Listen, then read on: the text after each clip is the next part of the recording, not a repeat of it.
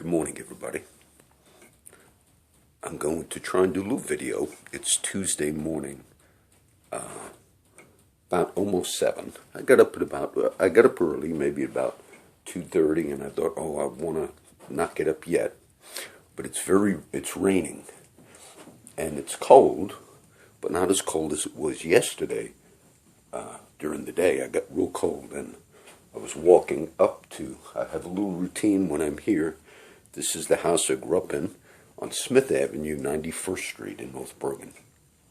And my habit when I started coming back here every year was I walk up, not too far, and then I'm at the White Castle, Hudson County Park, Burger King. And yesterday I walked up, and it was so cold when I walked back, I said, I'm going to take the car.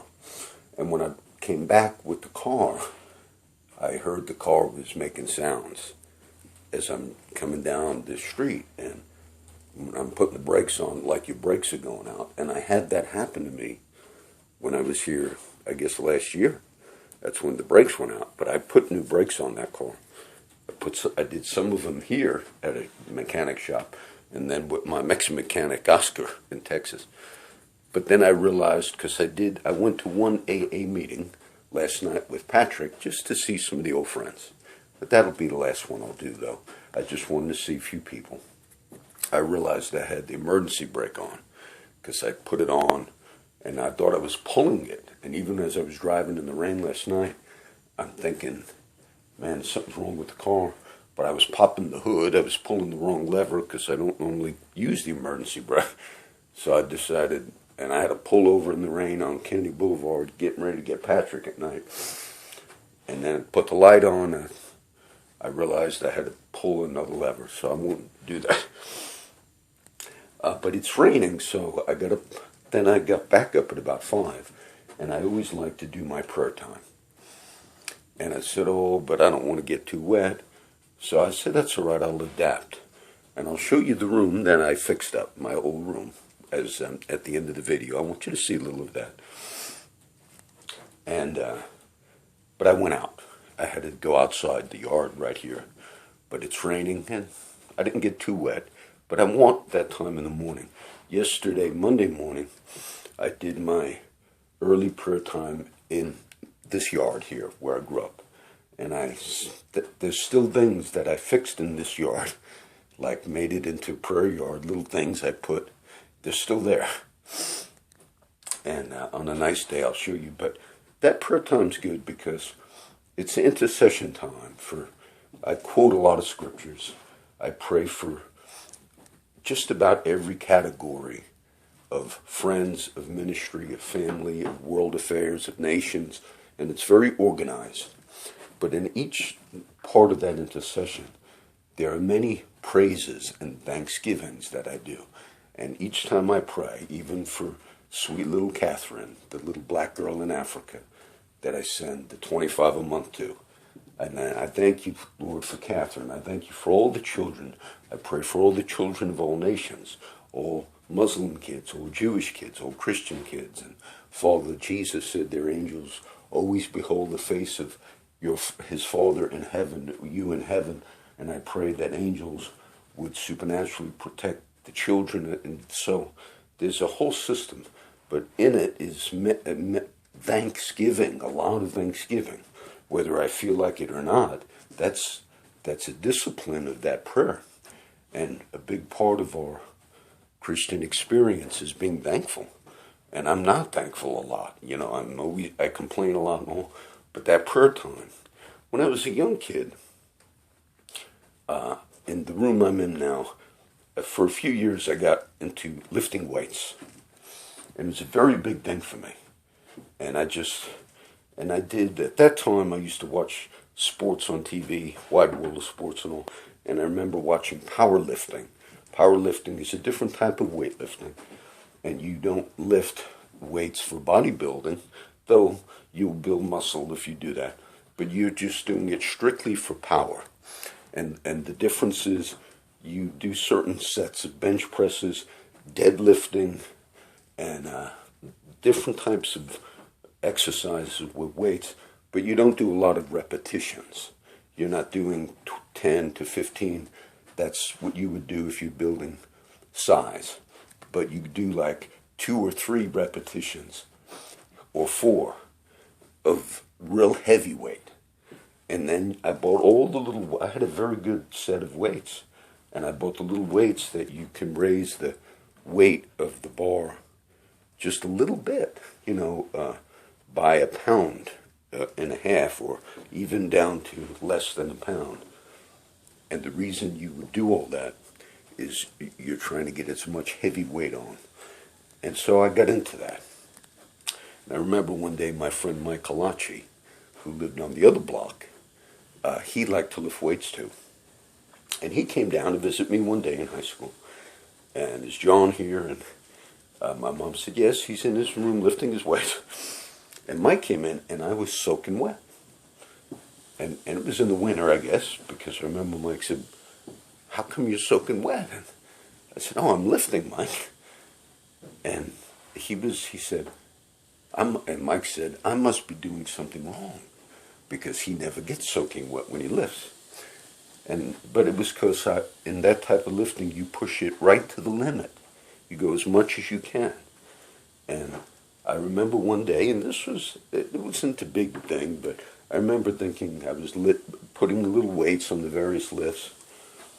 And I thought, I wonder if I could bench press 200. That's not a big thing, but at that time, I probably weighed about 130 pounds. In high school, I remember my weight for certain reasons. And so I did. It was right like 198. I put the extra weights on. I said, I can. It was an accomplishment. But I'll be honest, it was almost an obsession for those few years. And then when I said I'm leaving, joining the Navy, I had to sell everything. And I sold it to another friend in high school. I said, look, I got a great weight set. I said, give me anything, $10, I don't care. I think I sold hundreds of dollars of weights, because I bought the big plates, the little plates, the smaller plates. It was a good set. Just my own, not a set you would buy like in a store. And I say that to say this. I felt like if I didn't accomplish that lifting that day, that certain routine I had to get that done. And sometimes even when I worked with my dad painting houses or whatever it was, when I got home, I'd have to finish that thing even if I was tired. Now, prayer and the discipline of it. I'm the same way with the prayer now. If I miss on this trip, I understood I was going to miss some. But it is the same way with me.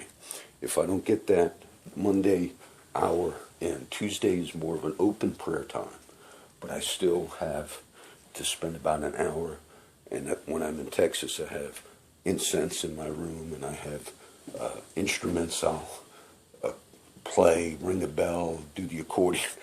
It's a routine, okay? It's a discipline. And I'll show you how I got my little room fixed up. When I got at the house, my mom had another room for me, but I said, no, I'm going to have my old room fixed up. It only took me a few minutes, but I have to have it. I got candles in there. So it is important to have that spiritual discipline on a daily basis. Now, I'll talk a little bit. I have a little more time to teach when I'm by myself. I would be outside, but it's raining. I read the Psalm, I think it's 107, maybe 106. And I thought, let me open that up and read that right now, 20 minutes ago. And the next Psalm I should have read for today, I think 108. But I remember it's marked, the next Psalm. And I have another verse in that Psalm that says, I will bring you into the land. Who will bring me into the strong city? Even into the land of Edom. And I crossed it out a few years ago. And I put New York City.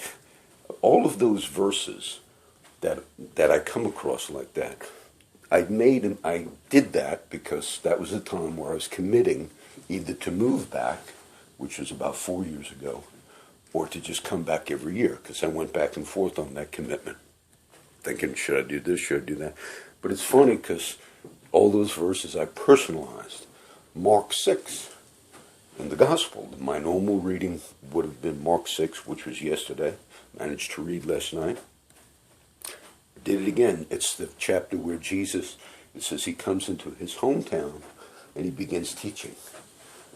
And all the people say, they recognize that he's gifted. where does this man have this wisdom and this understanding and these things? Isn't he the carpenter's son? Aren't we not familiar with his family? Didn't he grow up among us? And it says they recognized the gifting, but yet he could do no mighty work there, except he healed a few sick people. And again, I wrote how I prayed for a sick person. I must have read that when I was in this area a few years ago. And I put a person's name that I prayed for in North Bergen 3 years ago. So many of those chapters I'm going through, I had already personalized that you'll be here, these will apply to you in this time, in this area. So that was very interesting. The psalm I wanted to talk about, it talks, one portion of it said, oh, that men would praise the Lord for his goodness, oh, that they would worship him. And it says, and even the great men, the great ships, the men that go into the ships and the merchants, and they go into the sea and they see all the works of God. And then it says, but yet the storm rises and they're afraid. Sort of like the story in the Gospels of the storm on the lake or on the sea. And it says, then they call to God and they're fearful in life. And then God calms the storm and brings them into their desired haven. And I thought, this is such a commentary on life. At the AA meeting, and I don't want to break the rule on, but I'll just share some of the interesting things. Because I did go last night, and it reminded me of how I used to go. And some of the people, they talk about their journey. And much of it they discuss about, trusting in God, the spirituality part of it. Much of it is that. And some of them are still learning. They overcame a substance, but yet learning discipline in life, or learning that the obsessive behavior or the compulsive behavior, which all people have to a degree, that even if you stop a certain substance, alcohol or drug, then you can get into a food addiction, or you can get into shopping addiction. And so much of them, what a lot was sharing last night was learning how to be balanced in life, learning how to have discipline. I look at the box over there, it says drive, to focus on what's important. I read that book by Stephen Covey, who passed away a few years ago, 7 Habits of Highly Effective People. But a lot of good things in the book, but simple things. But focus on the things that matter. And there might be things that are occurring in your life that you really don't have control over. So recognize, okay, if I spend all my time trying to worrying or dealing with that issue, and at this time I cannot fix that issue, then don't waste time there. Okay, there are certain things that okay, I can accomplish here.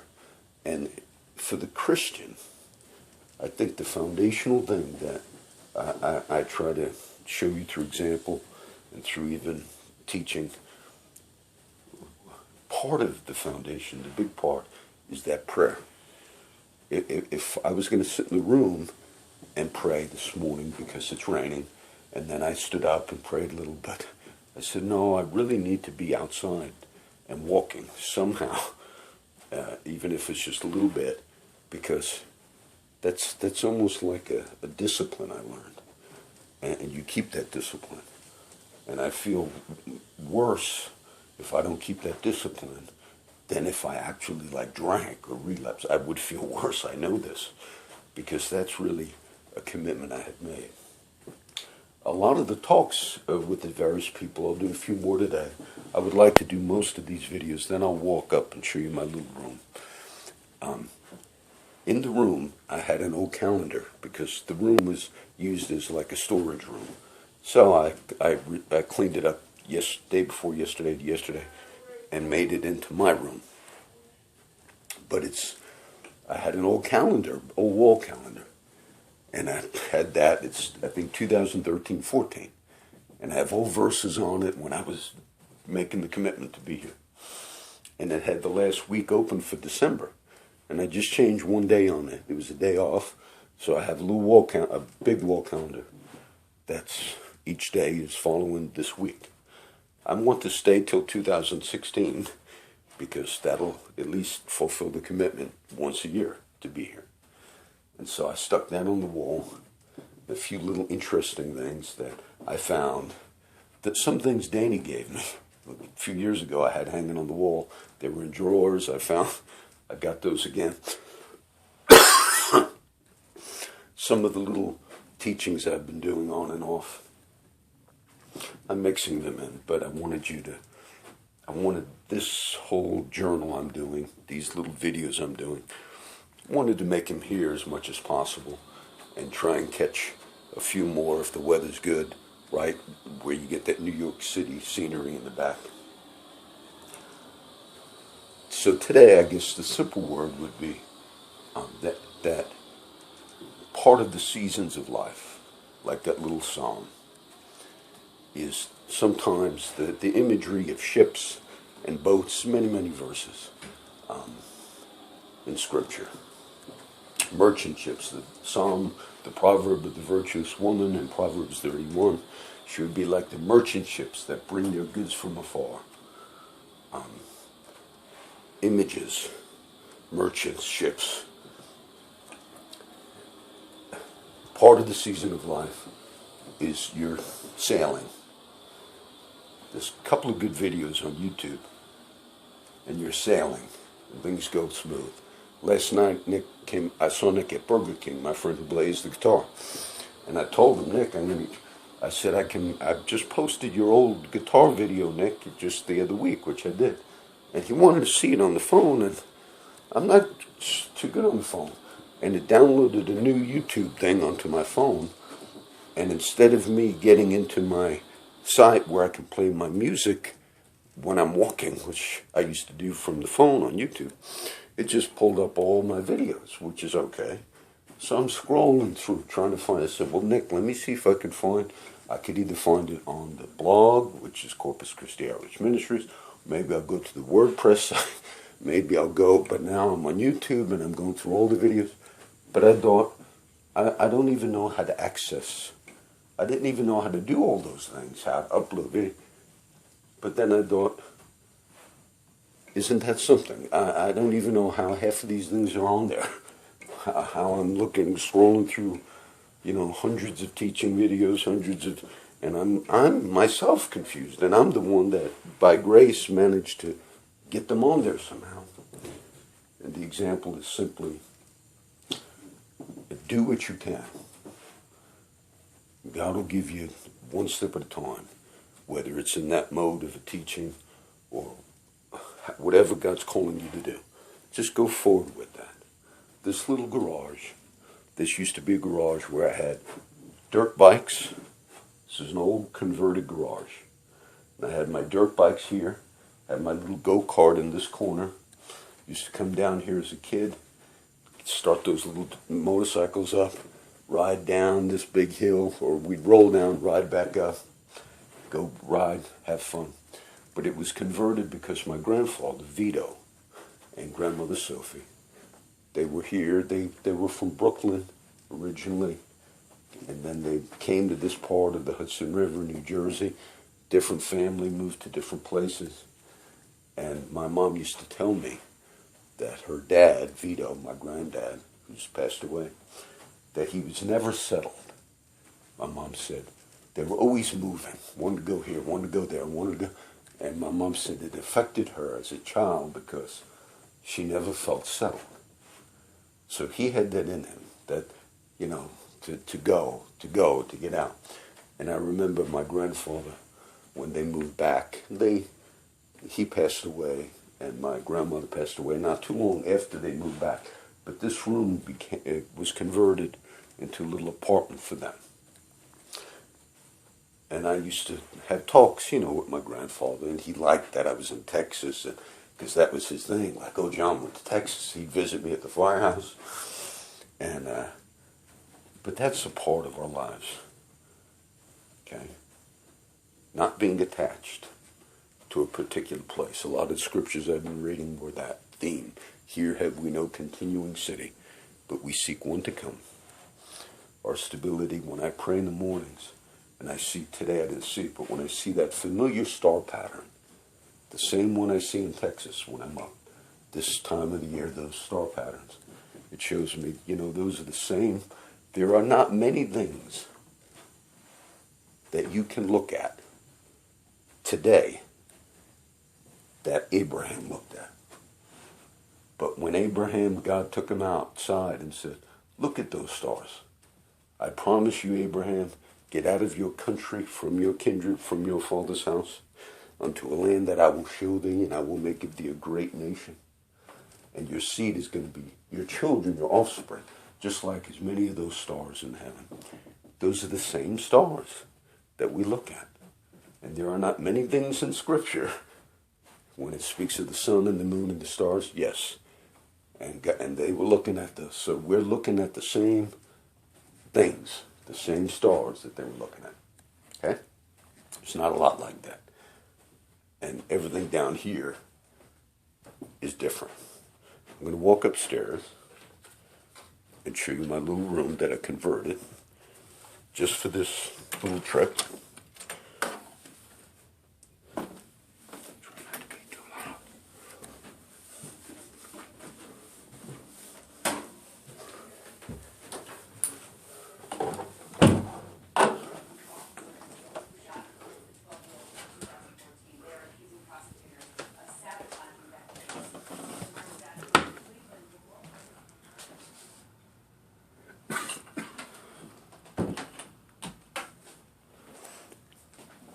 You get a beautiful view from this room. That's looking all the way towards Hackensack. Okay. I had a lot of verses on there. These are pictures that Patrick had printed of family, because we came up in the summer. So Patrick kind of fixed up this room and found the old pictures from the computer. Danny, the room was kind of a mess, but it didn't take long, but I wanted to organize it. Even this old Navy sea bag, it reminds me of going, because I joined the Navy in 1980, and that was a part of the beginning of leaving this, going. Danny gave me this a few years ago. Because he has little collector things. And I had it hanging in here, but they had, took everything down when I was gone. I found it in the box. I forgot. So this will go back with me. These are things I use in worship images. Some of these things, I could show you the ring. I could end on the ring. This ring, I don't wear it only when I'm here. And it's a Horace Mann elementary school ring, which I never got one from. I went to Horace Mann Elementary School, which I did video the other day. But when I started coming back every year, there were some old friends I have not seen. And one of them was Jimmy, Chi-Chi. And Jimmy, we were good friends as kids. We were kind of little rebels, and I used to like to fight a lot, and Chi-Chi knew that, like, oh, John, he'll fight. So he kind of, at times, maybe I'll bring John with me in case something happens.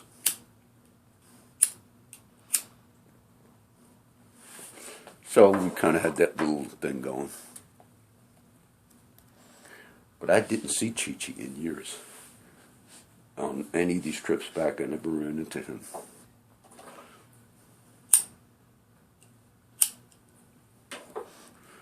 But Jimmy did 8 years in prison.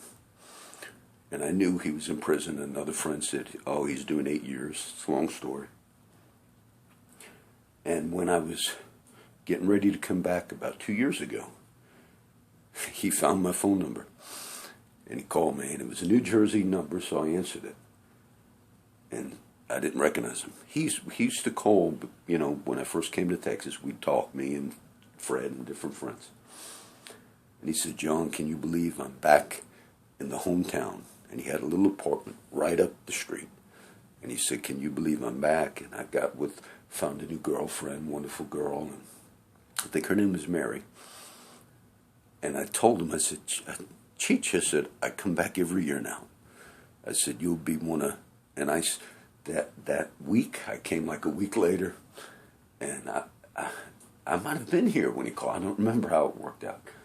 So I spent the whole couple of days with Chi-Chi.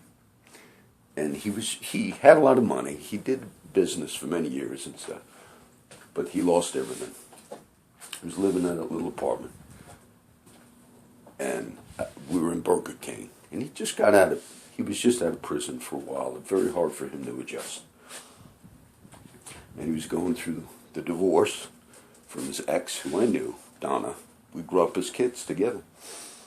And we were at his apartment one day, and he's supposed to get his package of all the rings and stuff that she's supposed to give him back because of the divorce. And he's going through the rings, and she didn't give me the Rolex watch. It's a fake one. I know the difference. And the little school ring from Horace Mann, he said, look at that, John. And he said, do you want the ring? And at first I said, no, Jimmy. And I said, I'll take it.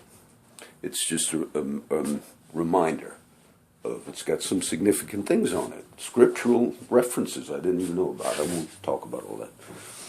The eternal flame, the lamp ministry. And so I took the ring, and that was a few days we drove around. And I said, man, I need to stop at this little grocery store, Jim. Like, I need to get some stuff for me.